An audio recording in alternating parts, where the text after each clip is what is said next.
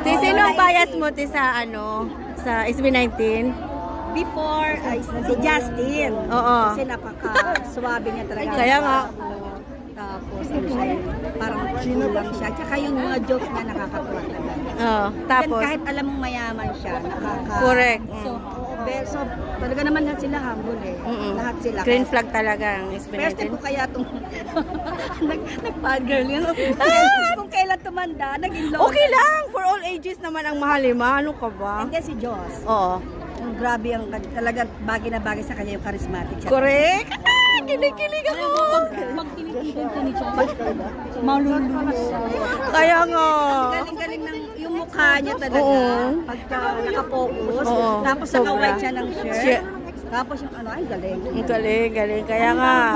Pero lahat Ha? sila sobra. Oo, sobra. Lahat sila OT5 tayo, di ba? OT5. Kasi talaga naman. Salamat eh. Bukas makikita mo na sa Channel 5 to.